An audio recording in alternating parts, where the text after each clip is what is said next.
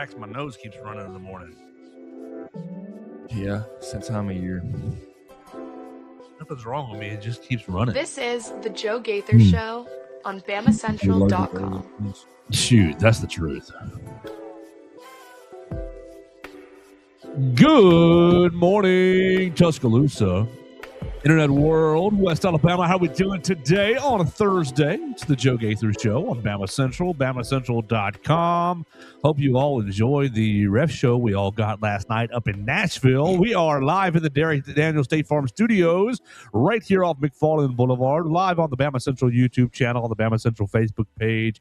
You're listening to us on Apple Podcasts, Amazon, Spotify, wherever you get your podcasts. You can find the Joe Gaither Show on BamaCentral, BamaCentral.com. We're going to have a lot of fun today with our man Mason Woods and Brax Garrison as we want to talk a little bit about Alabama basketball's game last night. We're going to talk some transfer portal action as well. We're going to talk some end of the season wrap up with Brax. We've missed him so much. So we got a lot of things to get into the program today. We're going to have a lot of fun. We invite you to jump on and join us in the comment section at BamaCentral, at MAWoods_, at Joe Gaither 6, at Brax Garrison on the Twitter machine. You can find us wherever you find your social medias, at Joe Gaither 6 and at BamaCentral.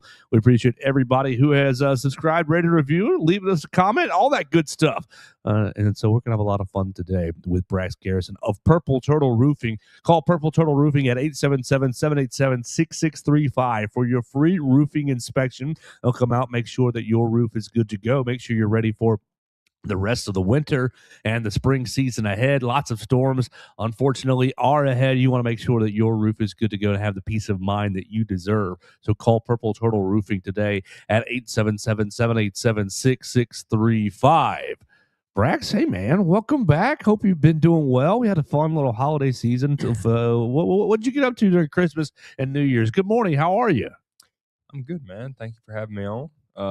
It's been a chaotic last few weeks, obviously with the holidays, and then straight out of Christmas and New Year's, it's just been, flying through everything. Business is going well, having a lot of calls, and trying to stay afloat right now. Stay in front of everything. Call us at 877-787-6635 for your free roofing inspections. Tell us where you've been the last couple of weeks, what kinds of roofs or what area of the state you've been. Just kind of give us some general logistics of what you've been up to.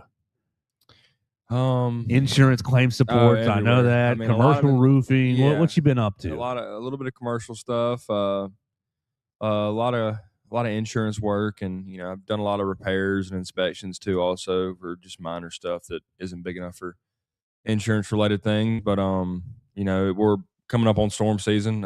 Actually Friday there's a 15% chance of hail and tornadoes in West Alabama. So be aware of that. Be mindful of that, and feel free to give us a call if you have anything or any concerns. So, Brax, that might be an issue where you can talk me through. I'm not extremely liquid. I'm definitely not a broke boy, but we're not extremely liquid where we're putting on a brand new roof on my house. So, let's say I'm nervous. Hey, man, I only have couple hundred shekels in the bank, but I think I might have a problem on my roof. I'm calling Purple Turtle Roof. How do you work with my insurance company to make sure that the entire roof doesn't come out of my rear end? Right. So the main thing is we look at your policy and we see what kind of what is covered. Is it full replacement cost value? And we take a look at that. And if we deem that there's enough damage on your roof for insurance, and we believe insurance will pay for it, we'll start the claim filing process, and we'll meet the adjuster, and we'll stand on your behalf. And, if there's any arguing need to be done or any, whatever we need to do, we work it as best as possible. And that's our job. And then also, we understand that's why we mostly do insurance work, because we understand that a roof is not cheap, and nobody, at least me, I don't know anybody, and I myself don't have $20,000 to just throw out at, in any situation. So we get it. So that's why we mostly do insurance work. There you go. So if you're worried about your roof, but you're also worried about your finances, just call Purple Turtle Roofing. They'll come out, give you a free roof inspection. They'll work with you, let you know the best path forward so that you can have the peace of mind that you deserve. So call them at 877-787-6635. Just because you call them and schedule an appointment doesn't mean you're already, down the road. It just gives you the information that you need to make the information, make the choices that you need to make that give you the peace of mind that you deserve in your home. 877-787-6635. Purple Turtle Roofing, roofing with heart, built to last. Mason Woods, good morning, sir. How we feeling? It's another rainy day. Another rainy day. I love it, though. Yeah, I'm not upset with it. I'm all for gray weather. No problem for me. Doing pretty good. I said yesterday on the show that things were slow a little bit, but ended up having a relatively busy day. Got a few things done. Got Vanderbilt sent out an offer to somebody. I think Missouri is getting ready to host a big-time basketball prospect for a visit. So, a little bit of recruiting news got to cover. So wasn't just sitting at home twiddling my thumbs all day. That was nice. Make sure you're reading Mason Woods at MAWoods_ on the Twitter machine. He'll keep you up to date with all the recruiting news from Alabama, Missouri, Vanderbilt, Boston College, maybe a little Miami here in the future. We'll see. Yeah, that's a plate. That's a plateful. We'll see. It's all right. Justice will help you with the Miami site. Justice can handle the Miami site. There you go. Like go Canes. Go Canes. That's right. I've done the Miami recruiting. That's that and Alabama at the same time is a nightmare. Two big brands. Two of the biggest brands. Dealing with I can handle Mizzou, Boston College, and even Vandy's getting up there now. But like those three are, let's just be honest here. They're significantly less relevant than Alabama is as far as the recruiting game goes.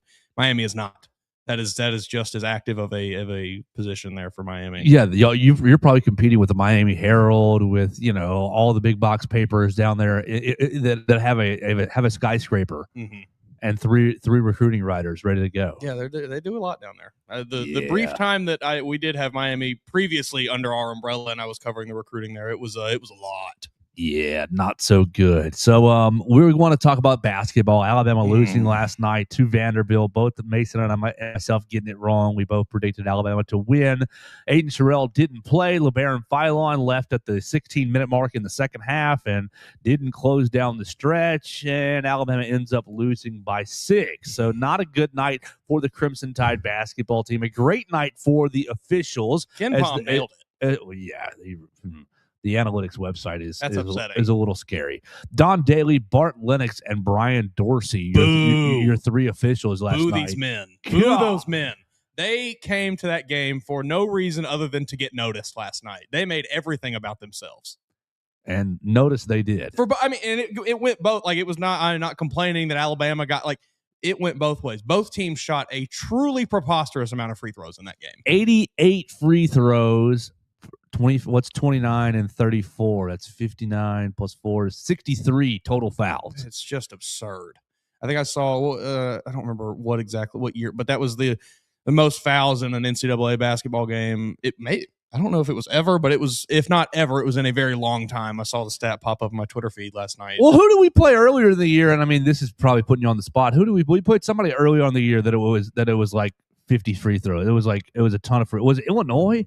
That sounds right, because I remember Page's kid being at the line like every 10 seconds. Right. I think it was the Illinois game. So this is the second game this year where it has just been a free throw shooting contest. And you lost yesterday. Obviously, Tyler Tanner with 29 points for the Vanderbilt Commodores. Just had his way. You could not stay in front of this guy. It was so infuriating. Can I get a guard who wants to guard? It was just the same set. They'd come up, do a little ghost screen to one side. He'd and then back and right to the rim he goes. No Williamson nowhere to be found. Getting there and help defense. Taylor Balboa nowhere to be found. Getting there and help defense.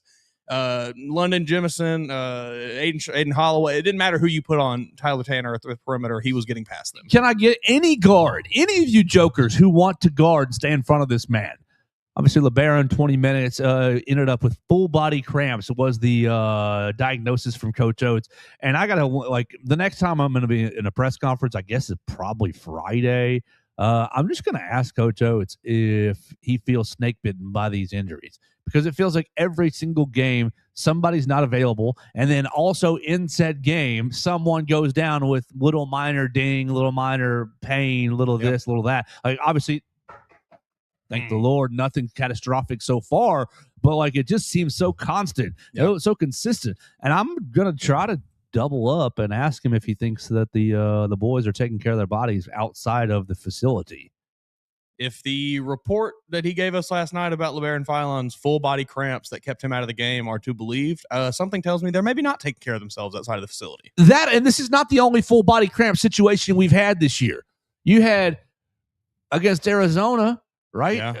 Aiden Sherrill plays only a couple minutes in the second half because of full body cramps as well. Like you've got. Oh, I get it. Somebody falls on their rear end at practice. We saw, was it Jemison or Davion Hannah? It was Davion Hannah who went up for a dunk and fell on his rear end and bruised his tailbone. Like, some of that stuff is just freak stuff. You can't exactly. But cramps, very avoidable. We're here in January, Coach. We're not in the first week of the season. Yeah, we're not in the second week of the season here. Where, all right, we still getting our feet wet, still getting acclimated, making sure our routines are right, our food routines, our sleep routines are right. You've played 14 games. It's insane. And you just played a league game on Saturday, and you got the extended day. You didn't go Saturday, Tuesday. You went Saturday, Wednesday, and now you're going to be on a short time from Wednesday, Saturday instead of Tuesday, Saturday. So, LeBaron, you're going to have shorter time to get yourself right. But eat a banana, my guy. Yeah. Have some water. Get you an IV. Eat a banana. Be ready. Like, Saturday is going to be 40. Hey, brother. You're the best player on the team. We need you for 40 minutes. Yeah, it's extremely frustrating. And if that is the case, like, obviously, I guess it could always be something that we just don't know about. Sure. But seemingly, from every bit of information we have available to us, it does not look like the Alabama basketball team is properly taking care of their bodies outside of the facility. When they are in their own homes, when they are in their apartments, whatever they're doing outside of playing basketball at Alabama, it does not seem like they are properly taking care of themselves. Oh, my goodness. Brax, I mean, it's simple, isn't it? To eat right, be in season training, be in season mindset, be ready for the games. Like, am I just being an ignorant fan, just being somebody outside the room that doesn't really, is it not as simple as it sounds? No, it definitely is. I mean, you have one specific time of the year where you're required to be at your best, and that's all you got to do. Yeah. I mean, like you said, eat right, go home, get sleep, drink water, stay hydrated, and then show up ready to play. And again, like, it lasts 3 or 4, your season's 4 or 5 months, 4 months, and then you have off-season training, but you don't have to be.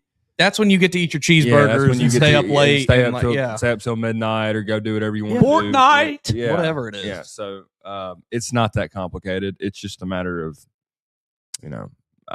laziness, really. Yeah. It's just being lazy, and thinking it's not that big of a deal. And then you have full body cramps, and it is a big deal. And like, dude was super effective in the first half. Go ahead, Mason. And like, we're not telling you to go out there and be LeBron and like have this extremely regimented, I can only eat this amount of calories from these protein sources. Like, just eat better. Just go to sleep a little earlier. Drink a little more water. It's not. We are not asking you to do the TB12 method here. You just have to do it. You just have to be a little better. Yeah. Something to where you're not getting full body cramps halfway through a SEC game. Let's just not eat on the strip, LeBaron. Messy fries from Quick Grill. Standard Pizza. Look, all those places on the strip are awesome. Do we need to lock down LeBaron's Uber Eats account? Is that what's going on? Like, all those places on the strip are awesome and yummy. Taco Bell right down the strip, really yummy. All those spots. But you know what's just as good? Winning. That and that giant facility that you have access to where you can go get like 5-star meals 3 times a day. Oh, steak and green beans? Come on.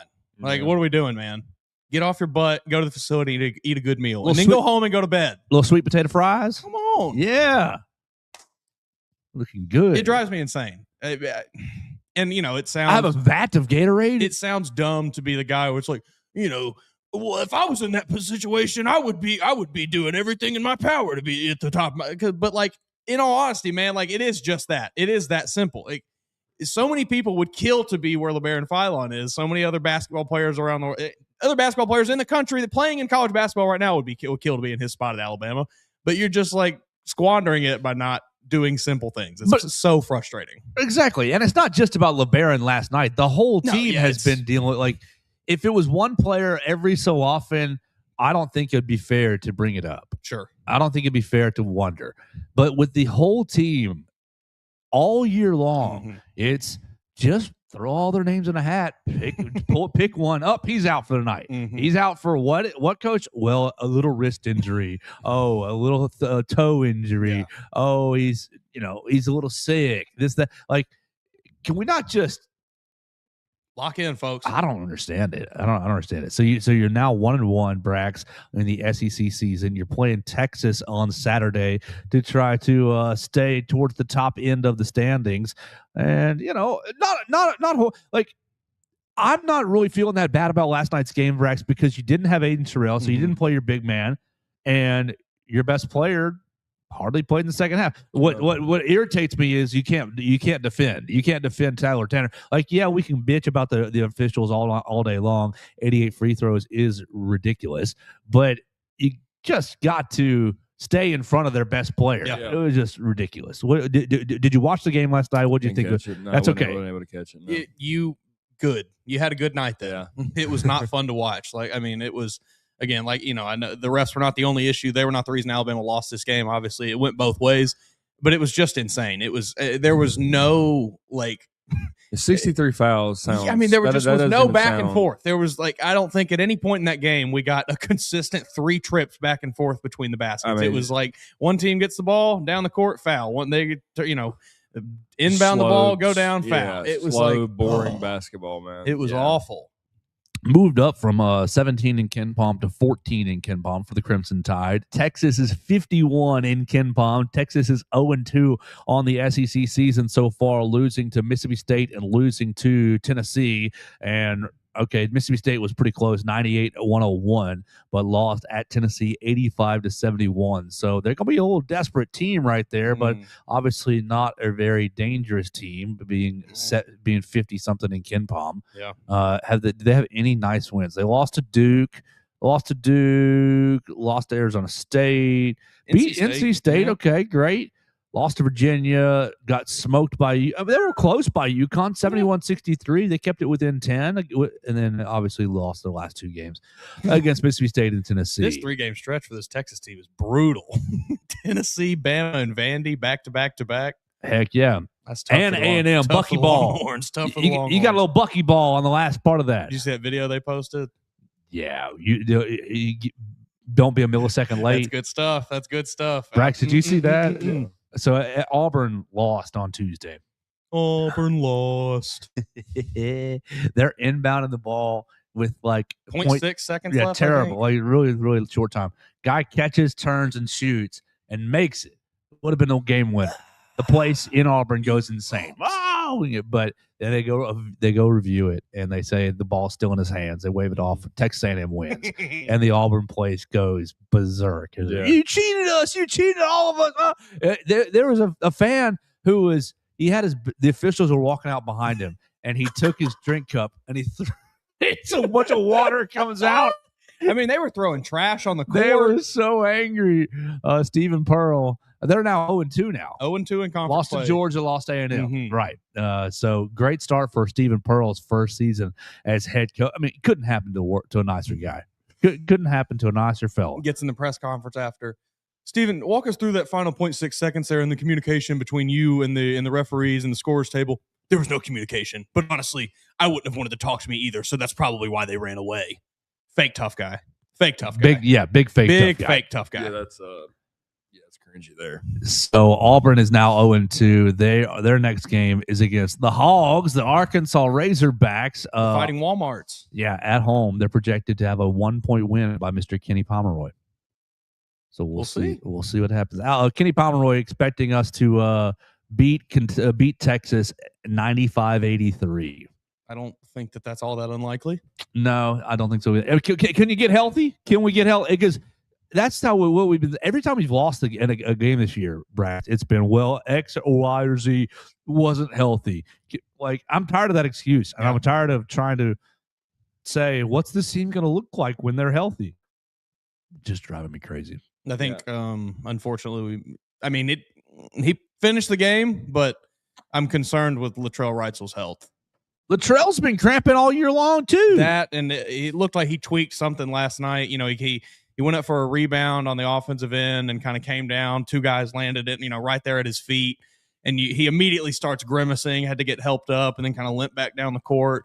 And just the rest of the game, I think it was like the last 8 minutes or so, he was just, you could tell it was something was bothering him in his, lower extremity. And I hope that it's not either a re-aggravated Achilles injury or just something new. But we may want to prepare for him maybe not playing against Texas. I mean, somebody's not playing against Texas. We'll just say that. We'll assume that it's Sherelle with a knee and Latrell with just a tweak. I mean, it was so many guys last night too. Like I think Bull Bowen went down at one point with a weird little tweak, something or another. Amari Allen went down with a weird little tweak. London Jemison, I think, at one point went down with something. It was, I don't know. It was a They did comedy of errors. They did go to boot camp this summer, didn't they? Didn't they do the traditional boot camp? They posted videos of it. Yeah, I don't know basketball. It's all right. Go ahead. In terms of injuries, how to play through injury, but like, dude, you're never going to be 100%. In sports in general, you're never 100% once the season starts. I mean, you're always going to have little tweaks and something that's hurting you. Your back's hurting a little bit. Your foot hurts. Your finger's a little tore up.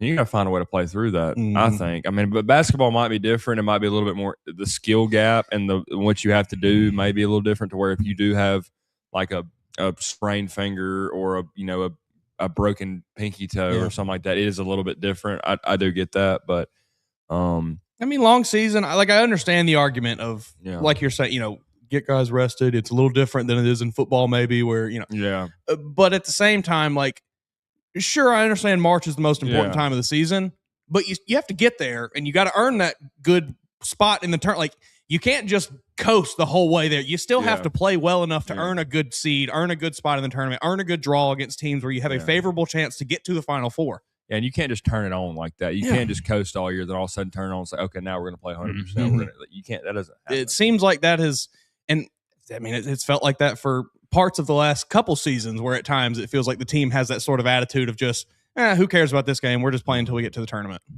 Yeah. And that's not good. What's 2023, the last conference title, regular season conference title? That's right. It's time to win another one, Coach. It's time to win another one. Game's passing you by, Nate. Yeah, that's exactly right. Right. Exactly. Well, he was visibly frustrated last night. Yeah. I mean, obviously so, but like even in the post game, talking about LeBaron Philon, you could tell the frustration from Nate Oates that seemingly at least he also feels like his players are maybe not taking care of themselves appropriately. There's got to be something in that. That may not be the direct answer, but it's not far off from that. You can't have so many guys. Like, I mean, he was just. You can't have so many guys throughout the year, full body cramps. Yeah. Oh, he had cramps in his legs. Like, are we ready to play or what? You got world class facilities. Like, I mean, you got better facilities here than maybe half the NBA does. IV these fellows up before they hit the road. Yeah. Take them down to Hydro Live right there. That's right. There we go. And get them situated. I'm telling you, it's a game changer. On Friday night, before the Saturday game. Get them NIL deal with the IV bar. That'll help them sell up. Yeah. On Friday night before the Saturday game, let's stick everybody with the IVs. Yeah. Get some Gaither lights. Get your electrolytes up. You'll be good. Go to bed. Yeah, please God, just sleep. Go to bed. Bedtime is 10:45, fellas. Is LeBaron still streaming and playing Twitch? Is that or playing on Twitch? I know he was doing that for a while last year. I don't know. Are he and Ryan doing it together? Yeah, Ryan's allowed to. He's in the off season now. Yeah, that's right. Ryan stays up till 3 a.m. now to get his money up. Do whatever. Get his streaming money up. Well, because maybe I imagine they maybe I would hope they told him to take a bit of a pay cut after this season. I'm sure. I know that they didn't, but I would. I don't know how that works. I was having this discussion with somebody else the other day. Like, can they just? I don't know how NIL money works. Is it like guaranteed money? I don't know that anyone knows how it works. It's not based off performance. So it's not based off performance. I think Andy Staples had a really good tweet yesterday or day before that I saw where he basically just said like. This would all be fixed if schools would just be willing to admit, we're paying these players to play football. Yes. Yeah. That would fix so many problems, but they want to keep this ruse of, it's name, image, and likeness. We're just helping them get business opportunities. It's like, no, man, they are mercenaries for your football team. You're paying them $4 million a year to get business opportunities. Yeah, no, I think it's year to year, Brax, and I think that you can basically have parameters like, hey, Brax, you're awesome. We'll give you $3 million over 3 years if you hit these benchmarks. And then after the second year, when you haven't been hitting the benchmarks, hey, that last $1 million, we want to make it about 450, and then you get to decide if you want to stick around for that 450 or hit the transfer portal. Godspeed to you, buddy.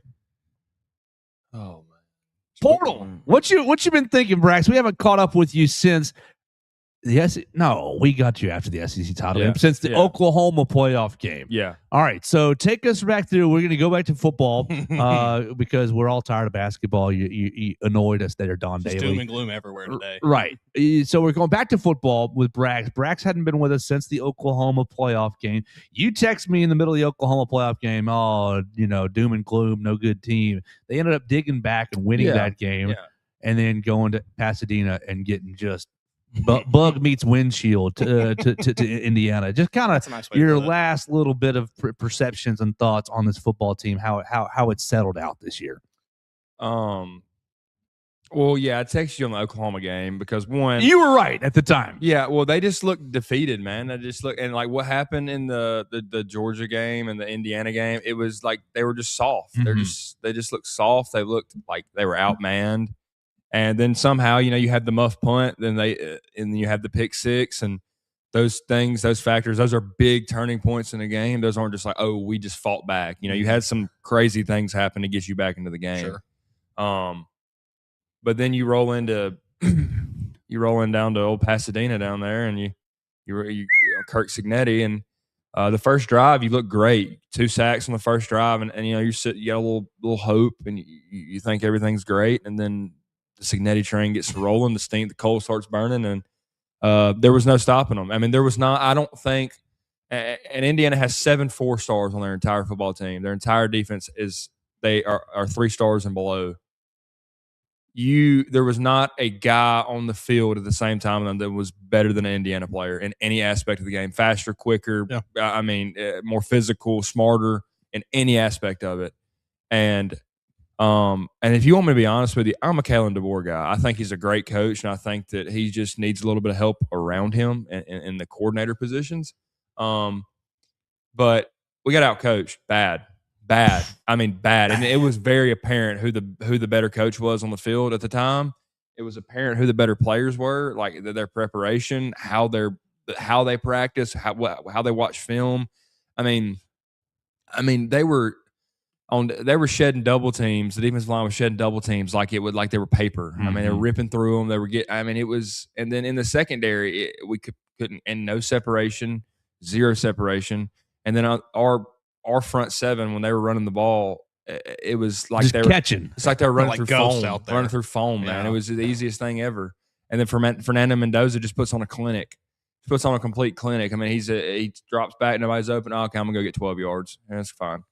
It was hard to watch. I felt like when we played Clemson, was it 2019? I thought it was 16. Which one? The loss? The loss. I think it was 19. Was that 19? Okay, so the 44-16 year.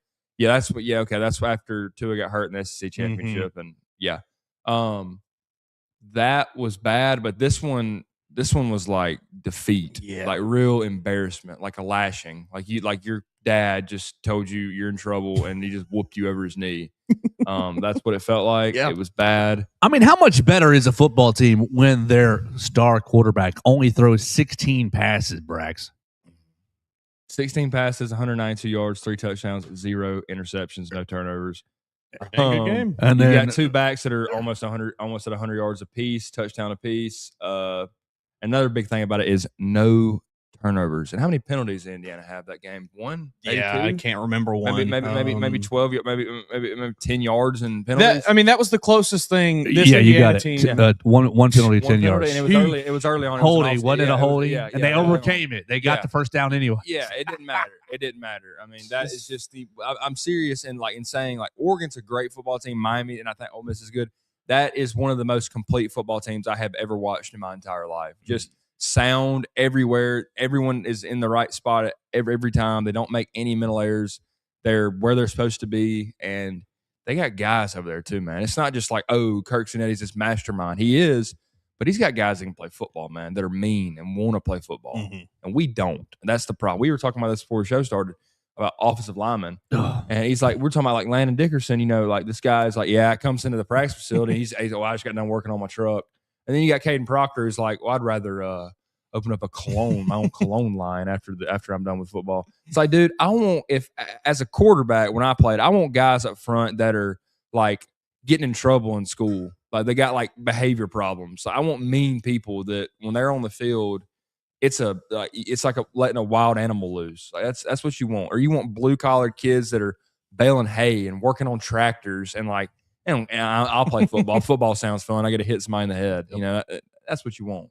Not fashion line and I just it's a bunch of cats looking at their armbands in the mirror. Yeah. You know, We need more dogs. Yeah.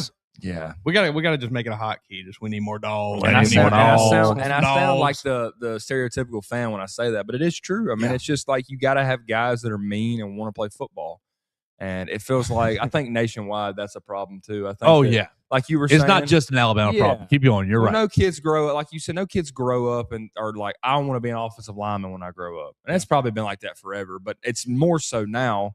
Everybody wants to be a quarterback or a running back or a receiver or a DB. And then they get to high school and they're 285 pounds. And I mean, they're just big people. Get on the line, buddy. You're 6'6" and you're 285 pounds, brother. You have a gift that not everybody, you can't teach that. So, and then everybody's like, well, that's boring. I don't want to be an offensive lineman. Well, it's not. We need them, a lot of them. So you parents out there, the most important position. You parents out there that if the mom's 6 foot and the dad's 6'4", hey, your kid's gonna be an animal. Let's start pumping that kid with some food right now. Yeah. And work on his pass set like now. 8 years old. Let's go. Yeah, I mean, I would say I don't have any like evidence or anything or data, but like I would imagine that the vast majority of offensive linemen coming out of high school have 3 or 4 years of experience at that position max. Probably. Because I doubt many of them played at middle school. Yeah. They all wanted to be running backs, wide receivers, linebackers, cornerback, whatever it was.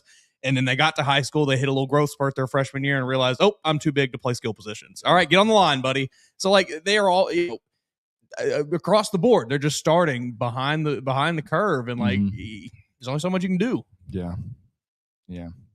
One thing we didn't talk about really with this game, Brax, that came out a lot more after the game was the composition of the roster from this aspect. A lot of it before the game was, oh, look, Alabama's got more 5 stars. Alabama's got more talent. Alabama, higher rated on the talent spectrum, the 24/7, whatever they call it, the composite. But then the narrative flipped after the game, after 38-3. It was, oh, well, let's look at the ages of these rosters. Oh, yeah. Indiana average age was 23 years old. I believe the Puke and Piss Green Bay Packers average age is 25 years old right now. Yeah. The Alabama Crimson Tide, I think, was at 20 and change. I believe that. Just how difficult is it to go up against a team from your perspective that, oh, these guys are all 4 years older than us, 3 years older than us?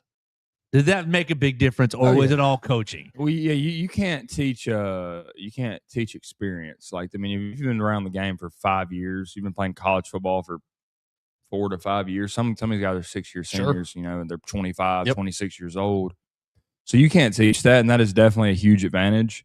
But these 24/7 guys that make these rankings, they're like, okay, he's a composite 5-star. When this guy, and then you got a guy on Indiana that's a 3-star. As much as people, and I'm one of these people that are like, that doesn't mean any. I mean, it does mean something, but it's not the be all say all, right? If you're a 5-star, you're a 5-star for a reason. But there are guys that are overlooked. Mm-hmm. But there is some truth to it. Okay, if you are a 5-star player, that means people have watched. Like, there has been scouts and there has been people have watched you and they have analyzed that you are a once in a generation talent. You should not. I don't care if he's 23 and you're 20. All right, you should be faster than this guy. He maybe know a little bit more about football, but just by raw talent, this guy shouldn't be able to keep up with you on the field. Like, it's like if you take a NFL Hall of Famer that's 48 years old right now, and you stick him on the field with a guy who's in his prime and he's 23. Yes, he's got all the experience in the world and he's a veteran, but he's not going to be able to keep up with you. I mean, and that's a little bit of a stretch, but at the same time, you're a 5-star for a reason. But going back to my point, that always doesn't matter. Yeah. But being a 6-year veteran in college football does, especially when you develop and you're a grown man. And when I say grown man, you're not 20 years old. Like, you are a grown physical man that probably should have a job by now. But I mean, just the two, like, so we got to go get old men, Mason. Yeah, that's what I'm saying. The two philosophies that, these two teams were built off, Alabama and India. Like, Curt Cignetti, he plucked, 25 kids from when he left JMU. And all of those kids that played at JMU were underlooked, underrated kids from probably that DMV area, which produces a lot of really good football players. And, they just got overlooked. Like you say, it happens all the time. We've talked about it on this show, like the camp circuit and all of the politics and things that go into these 247, these on three, these rivals rankings. Like, it's a lot more than just what you do on the field. You can be a great player, but if you're not out going to these camps, if you're not going across the country to be at these showcases and things, you're not going to get noticed. So I think Curt Cignetti did a fantastic job of identifying those kinds of talents, getting them to play for him, and then saying, hey, you want to play for a Power 5 school? Welcome aboard, buddy. Yeah. So, like, Alabama, while you have all these big name players and things, I don't know. I think you have been tricked by a lot of them just being, oh, look at that flashy 5-star. He's a 98. He's a 98 out of 100 ranked player, whatever it is. Like, sometimes that doesn't mean anything. Like you just said, you have to actually evaluate the talent. You can't just name scout or star scout. Yeah. Well, what do you say? Production over potential. Yeah. And that's, the guy knows what he's talking about. The guy's legit. That's this Indiana team is the closest thing we've seen to a Nick Saban coach team since, Absolutely. Really, I would say even the last 2-3 years of Saban were not, you could hardly qualify those as Nick Saban teams because they didn't quite live up to what he had set as the standard. But like that 2020 team, and going back to like 2016, 2020, those kind of Alabama teams, this is the closest thing we've seen to one of those. Yeah. So precise. Yeah. That's to me, precision and efficiency. I think that's what this Alabama coaching staff has just lacked, is that attention to detail. They do the nice, like, flashy stuff really well. They call these really nice plays in opportune times, and oh wow, look at the genius from Kalen DeBoer and Ryan Grubb on this, fake handoff, dump it off to the tight end for a crucial first down against Georgia, whatever. Like, but then our offensive line can't run block. Our defensive line can't get any pressure. We can't run zone. Yeah, we can't run inside zone. It's like they do all of the hard things well, but they don't do the easy things well. We can't run a basic mesh concept and drop back and have time to get rid of the football. And I've got an interesting stat here from our friend Mike Rodak. Season by season QB ratings for Alabama quarterbacks since 2005. Down. Ty Simpson at a 76. That's the third worst since 2010. I'm not going to even count Brody Croyle, John Parker Wilson, because they didn't reach over 60. But from Greg McElroy on, Ty Simpson, third worst QBR for an Alabama quarterback. Who's the best QBR? Mac, 96.1. Oh, God. That's inflated a bit, maybe. That was a fun year. Outside of him, it's Tua in 2019. I would say that was probably the best season we've seen. Well, maybe Bryce, but Bryce is right up there as well. But, Jalen Milroe surpassed him the 2 years he had his start. He was 80.5 in 22 and a 78 in 24. His completion percentage? QBR. Okay. So, take it with a little bit of a grain of salt. Obviously, QBR is a weird stat where there's all these weird things that go into it. Sure. But it just, I don't know. Alabama was not quite elite this Not year. efficient. Yeah, for sure. Not the same.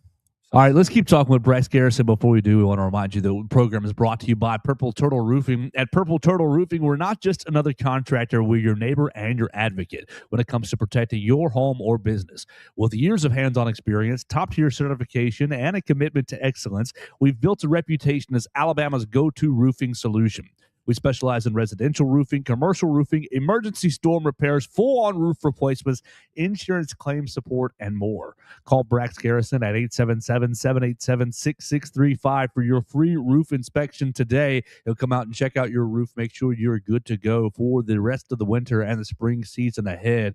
Call him at 877-787-6635. Brax, what you going to be into though the rest of the weekend with the Purple Turtle Roofing? You be putting a lot of shells on people's homes? We're trying to. Yeah, we're trying to help some folks out. There's been a common misconception about roofing. I think people have had recently that, my roof's not leaking. I'll give you a call when it is. Well, we're trying to mediate that before it happens, right? Because once it happens, you're going to have a bunch of headaches because insurance isn't going to cover certain things when certain leak damage, and it's just a big headache. So we like to stop it before it happens. And another thing too is when we set up an inspection with you, it's completely free. There's no obligation to it. And I think roofers get a bad rap of, salesmen, we're trying to sell you this and that. If I'm talking to you, I'm really not trying to sell you anything. Like, my job is to sell roofs. I install roofs for a living, but at the same time, I'm trying to give you a clean bill of health on your roof. If there's nothing wrong with your roof, I can't fake that. I can't be like, oh, it's terrible. It looks horrible. No, if there's nothing wrong with it, I'm saying, hey, you've got 5 to 10 years left on your roof. You're good. If you notice, if any bad storms come through, give me a call, come back out and look at it anytime. But if there is damage, I make you aware of that. Now, whether or not you want to file a claim or whether I believe your insurance will pay for it or not, that's a different story. I just tell you, hey, your roof has got a lot of damage on it. It's got a little age to it. You're getting to the point to where it's going to start causing you problems in the next couple months or next year. It may be 2 weeks, it may be 6 months, but eventually you're going to have to do something about it. But that's it. I mean, it's not a like I'm holding you to gunpoint. You're going to get a new roof. Like, it's all up to you. I'm just there to give you advice of what I would do. And again, we're not just salesmen. Like, we're roofers. We'll tell you exactly how it goes, exactly what to do. I've had several situations where I probably could have told somebody to file a claim, but I'm not in the business of doing people wrong. If you get a denied claim on your record, it looks bad on me. Sure. You can leave a bad review on our business, and then that harms us, and I'm not going to do that. One, morally, I won't do that. Two, it's not business smart. So I have your best interest in mind. We do as a whole, for sure. And Brax and Purple Turtle Roofing are are a local business, so they don't really want to, have want to go to your house and make sure that their neighbors are taken care of, that their neighbors are secure, and that their neighbors are going home feeling good about where they live, rather than, hey, you need new. Well, those guys ripped me off. Yeah, right. And another thing too, we did get voted the best roofing company in Tuscaloosa for 2025. So the public doesn't lie. Someone voted. Now, whether it was grandma down the street that voted 350 times, we don't know. We won it. So we were able to help a lot of great homeowners, a lot of really good people, and we've enjoyed it. And we hope to do the exact same thing in 2026. All right. So one question about your comments. You said, oh, you want to get to the roof before it has a leak because you got to. Is there any signs? Is there any like, oh man, I know we just had a storm. I don't see a leak right now, but this sound or this visual or this aspect gives me a sign that, hey, I should probably call Purple Turtle Roofing. Yeah, well, if your roof is over 10 to 12 years old, you're getting to the point to where we live in Alabama and the heat is terrible on your roof. I mean, it's going to cook your roof. So you're going to have some blistering. And if we just had a storm come through, that's just a double whammy. You've got an old roof and you've also had 1.25 inch hail, or you've had 100-mile-an-hour wind gusts. So you are more than likely you're going to have something going on with your roof. And flashing too, the flashing around your chimney or the flashing around your siding, over time, if it's not installed properly, moisture gets up under it, it'll start to bulk and push up, and you will have water get up under it. And it's the same thing with your chimney. It's the same thing with your ridge caps and your ridge vents. Like over time, if you have metal ridge vents, that sealant does wear off in between them, and those ridge vents will start to buckle and turn and fold upwards. And we take a look at everything. Your pipe boots have about a 6 to 8 year lifespan on them before they start dry rotting. So, even if you don't have anything wrong with your roof, we'll come by and take a look at that. And we'll, if we can do a replacement on that, if your shingles are in still good shape, we'll do anything we can to help you out. That's what we're here for. So call Brax Garrison and his crew today at 877-787-6635 for your free roof inspection today. They'll make sure that you have the peace of mind that you deserve living in your home and living in the state of Alabama. Brax, let's move into one more topic. Yeah, right here. My guy here. I want to get your thoughts on the transfer portal action so far. I pulled up the Hollywood Smothers highlight tape. Obviously, he's kind of the marquee name offensively. You brought in Hollywood Smothers.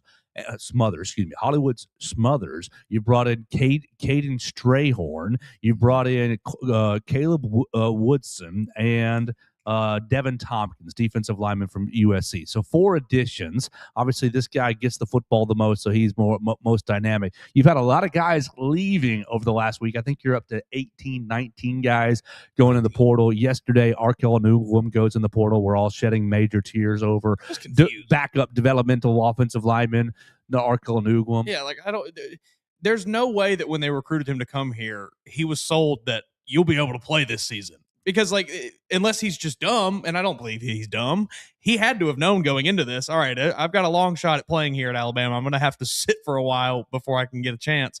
I just don't know what you expected to happen, Arkell. Well, he expected to have his end of the season review and be told next year you're up for playing time. Yeah. And they were telling him, you're probably going to need another year of marinating. So. Yeah, you're probably right. And he's like, I'm going to go marinate at, wherever. Mississippi State. Sure.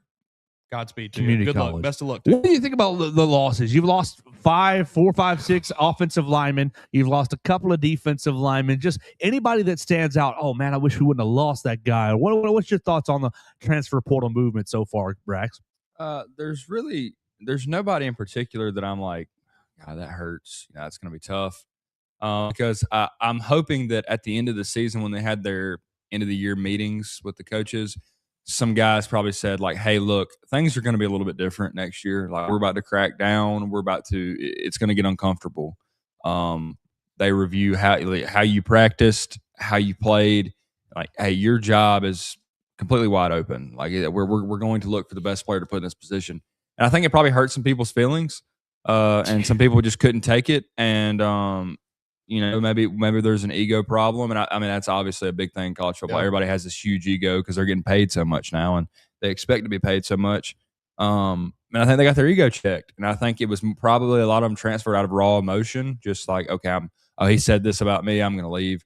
Or he doesn't think I'm this. But, it's goodbye and good riddance, to be honest with you. If you don't want to be here and you don't want to grow and develop and become a better player after, it's embarrassing. You just got smacked by 5 touchdowns. Okay. I mean, I get it. It's embarrassing, but like, what are you going to do? Like, what are you going to do about it? It's over. You got an opportunity to be really good next year, to have a good recruiting class. And another thing about recruiting classes, those are kind of just out the window at this point too, for high school players. I feel bad for these guys coming out of high school, but because now you rather go get a guy that's a 4-star or 5-star to high school, but you have a guy that's 23 years old and just got a 6 year of eligibility. And he's played at 4 different colleges, and he comes in. I mean, he's a grown man that's played the game for a while now. But yeah, I think I'm nothing hurts my feelings. My feelings aren't hurt. I think that there needed to be a change in the offensive line room. I think in several positions there needed to be a change. So I'm good with it. They ain't wearing crimson. The bleep them. I'm excited about this kid though, Hollywood. Yeah, what do you see in Hollywood Smothers? He's a little water bug, huh? I think we're missing like a Jahmyr Gibbs type player, like I'm not saying he's Jahmyr Gibbs, but the type, same kind of explosiveness, quick, agile. I think we missed that this year. We really didn't have that anywhere. Kevin was, had flashes of it, but I just think he needs to gain a little bit of weight, to be honest with you. I think that he does look a little bit smaller out there amongst those guys. And but just a guy that's explosive, that can hit a hole and not stutter step at the line of scrimmage and wait for something to open up rather than just going and hitting the hole and getting what you can. We had a big problem with that. I think Daniel Hill's really good. I think he's a third down back. He's a 3rd and 1, 3rd and 2 back. He's a if you get him going downhill, he can make big plays, but he's not like a game changer kind of guy. Like he's not going to break it. He's not going to break a 60-yard touchdown off or something like that. Yeah, not an every down guy, but very valuable nonetheless. Yes, absolutely. Yes, absolutely. I like Smothers. I do too. I'm excited. I think he's good. Is he a feature type running back? I think I think in the right system with the right offensive line, he's a world beater, to be honest with you. Yeah. I think he can be really good. I watched him play a lot this year, and I think with the right guys up front, and I mean, look at 74. 74 is the same size as him. Agile, offensive lineman who can move. Yeah, like he's got to have guys that up front that can create holes for him and give him opportunities. But I think he can be a world beater for real. What he had 1,100 total yards. I mean, he could be well over a 1,200 yard rusher next year, 1,300 yard rusher. I think in the right system. Well, roll tide. Welcome to Tuscaloosa, Hollywood Smothers. Brax, is Tuscaloosa big enough for 2 Hollywoods? I guess I think we're expanding here. I don't know, man. I really don't know. Tuscaloosa is just, I don't even recognize it anymore, but we'll see. I think they need to put the nickname on the line. Whoever has a better season gets to keep it. Yeah. Our man Chris Anderson on the Facebook machine saying Keon Keeley hurts. Losing Keon Keeley hurts. What do you think about losing Keon? Man, I just, again, the people leaving are the people leaving. If you don't want to stick around, I don't know what to tell you, because I mean, Dion broke it down. He was like, these people transferring, they're transferring for one reason, for money. Like, let's stop lying about it. They're transferring for money. So if you have an opportunity to go make more money somewhere, great. I don't blame you. I don't blame you for going and providing yourself and your family with more money. But at the same time, like I said, I think some players had some sit down talks with the coaches, with their position coaches, and with head coach DeBoer. And he probably told them the brutal, honest truth and was like, hey, this is how you played this year. This is not the standard you have to live up to. I need to see this, and this out of you this offseason for you to be in the same position next year. A lot of them probably got their feelings hurt and thought and had an ego check and took off. And it is what it is. There we go. Any thought? We covered all the landing spots yesterday, didn't we? Olaf's going into Kentucky. Joe is Wilkin to Texas A&M. Oh, that happened. Yeah. Well, hey, they're going to open a Taco Casa out in College Station. They probably will. Got a lot of. How do you think Taco Casa competes in Texas, both as a restaurant franchise and as an offensive lineman? Because I think they got a really tough time competing as a restaurant franchise. I think they got a real tough time competing as an offensive lineman. Oh, yeah. Because think about it. There's got to be all kinds of fast taco stands out there in Texas. I would think that there has to be just an inordinate amount of Tex-Mex small restaurants with drive-thrus, very similar to what Taco Casa got offers. A lot of what you like. Yeah, and Taco Casa is kind of its own thing here. You know what I mean? Like it's good, but it's only good if you've ate it a few times, right? If you're coming, it's only good if you're from here. Yeah, if you're coming from out of town, you're like, dude, you got to try Taco Casa. You're not gonna like it. Like that's such a good point. Like, you're not gonna like it the first time you eat it. It's something that grows on you, and you're like, so I love it. But that's exactly right. If you take that to Texas, dude, he's going bankrupt. You're like, what is this? They're gonna pack him and Wilkin up and send him back here. This is how I knew I finally assimilated to Tuscaloosa, because the first couple times I was like, this is not good, and then. Then you start thinking about that beefy queso. Yes. What? 2 nights ago, did he go in the portal on Tuesday? Yeah, I had Taco Casa for dinner that night, and I was like, I just gotta have it. I gotta have it. That's a great way to put it. It's great if you're from here, if you had it, but it's not for new folks. No. Gonna struggle in college. Will he crack the starting lineup? Will he be back at tackle at Texas A&M? No, I don't believe so. I think he'll probably start because I think they maybe paid him a decent amount of money, but I think he'll be a guard. Yeah, Mike Elko is going to see him for like 5 snaps at tackle and say, nope. And look, I'm not going to be shocked if we're sitting here at the end of next season and he's lost that guard job. No, he's a starting Unlikely, guard. But he did not show much this season of a starting offensive lineman, in my opinion. Yeah, he's okay. He got a solid C+. I think that's generous. C+. I don't know.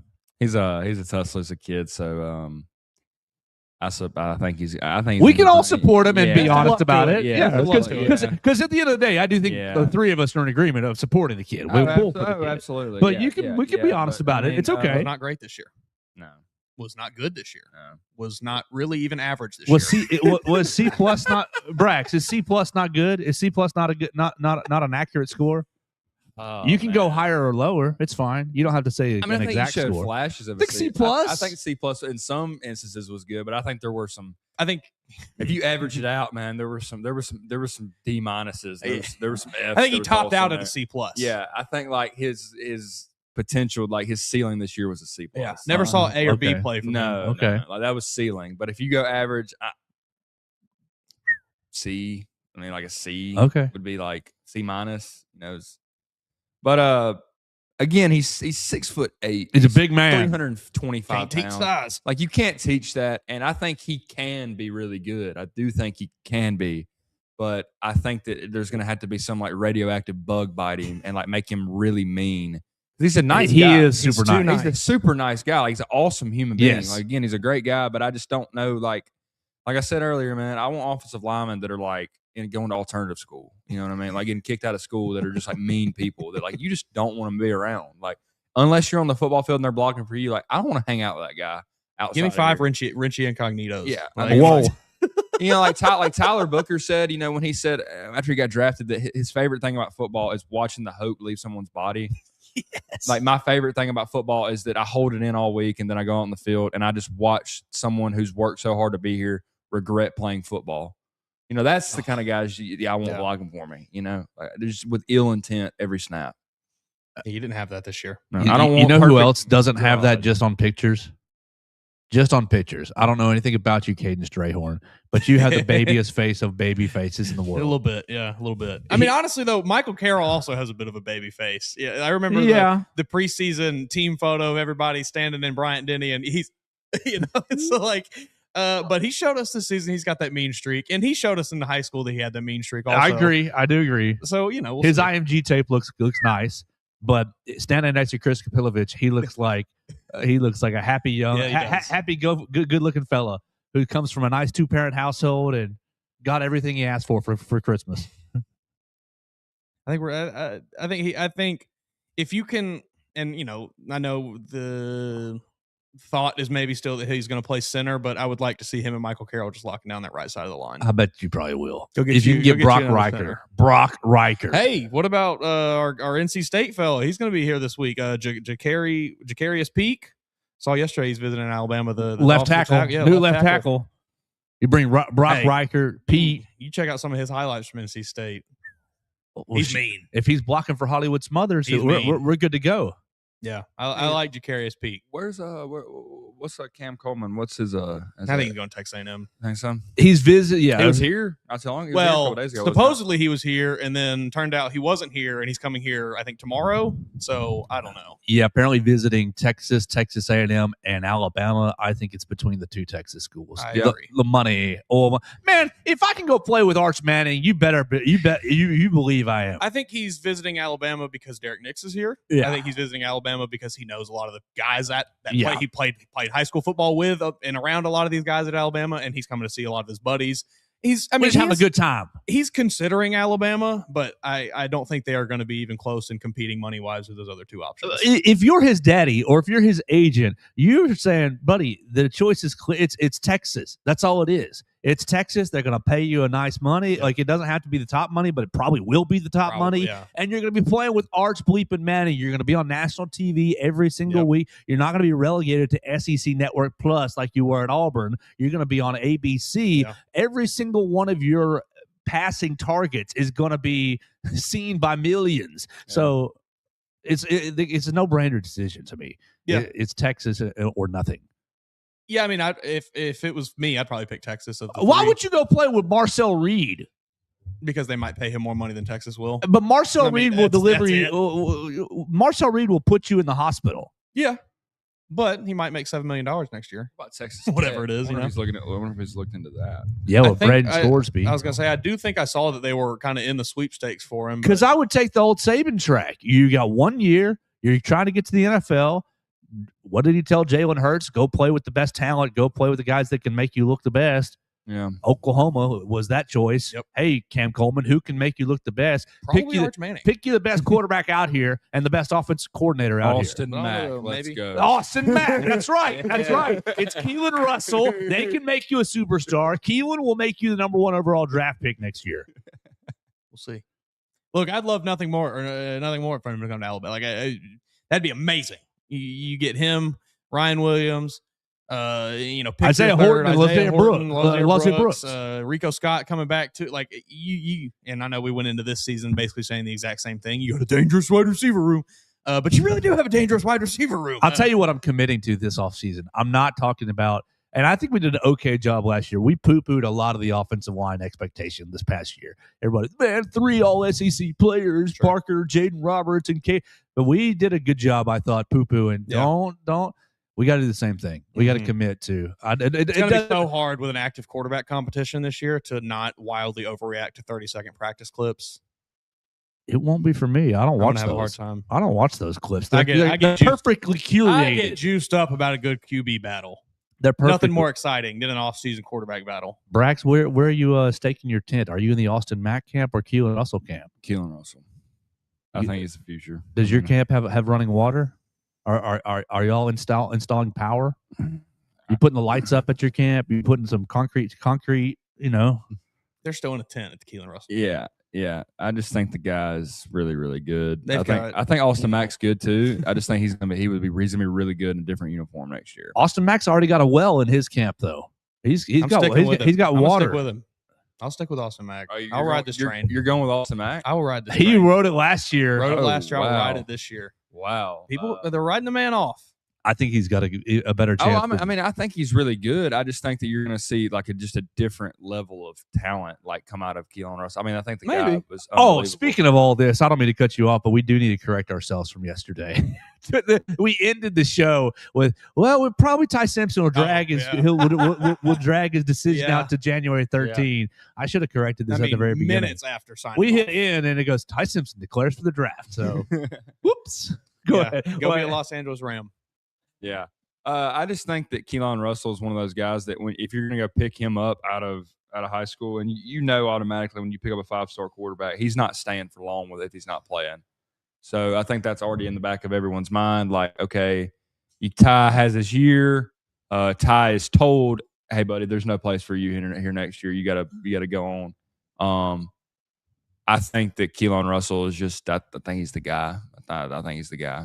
I think he's the guy. The once in you've had Jalen Hurts, you've had Tua, you've had Mac, you've had all these great quarterbacks throughout the years, and I think he's like the next one in line. I just think he is. Mason, one last thing before we all leave, and Brax has got to go jump on some roofs for Purple Turtle Roofing. Call him at 877-787-6635 for your free roof inspection. With this being the topic, will one of the two disband their camp and go to the transfer portal in the next 8 days? Because your deadline is the 16th. There's no spring window anymore. You're on the team or you're off the team in 8 days. Will Austin Mack or Keelan Russell stay put, or will either of them go to the portal before the 16th? 8 days to decide. I don't think so. No. I think they're both. Keelan Russell already, I mean, he could change, but he did say, like, I'm here. Yeah, he did say said that too. Yeah. They definitely said that. I don't think either of them are leaving. I think Austin Mack's comments of them asking him after the game how he played, he was like, "Do you plan?" He's like, "Well, yeah, that's the plan right now." Yeah, as of right now, yeah. So when you say that, I'm like, okay, what do you mean as of right now? Like something's going to change? So I mean, I don't know. I don't think anybody leaves, but I wouldn't be surprised. If they both stay for 8 more days, I think you're in a great position. I think they're both staying, and again, I don't have any information to back that up. It's just my gut feeling. I think they're both staying. We're gonna hit end right here, and somebody's going to the portal. One of them's gonna go to the portal right here in about 10 minutes. Okay, we're gonna get out of here for the day. We appreciate Brax for joining us today. Make sure you please call him at Purple Turtle Roofing at 877-787-6635. Brax, is it tougher to be on roofs on a wet day, or you got special shoes? Because I would imagine my clumsy rear end would fall off a roof. I know it's hard. Normally I just tell them, hey, let's reschedule for tomorrow. Maybe take a look at this. Unless it's something immediate and there's a leak, I'll suck it up and I'll figure it out. So yeah, it definitely is different. But we figure it out. Well, he will figure it out for you. So call him at 877-787-6635 for your free roof inspection. Purple Turtle Roofing. Follow Mason Woods at MAWoods_ on the Twitter machine. It's been a lot of fun on a Thursday. We will talk to you on Friday. We'll get you a little bit ready for this Texas basketball game. We'll talk about the weekend ahead. We'll banter about many, many more football offseason topics right here on the Joe Gaither Show on BamaCentral, BamaCentral.com.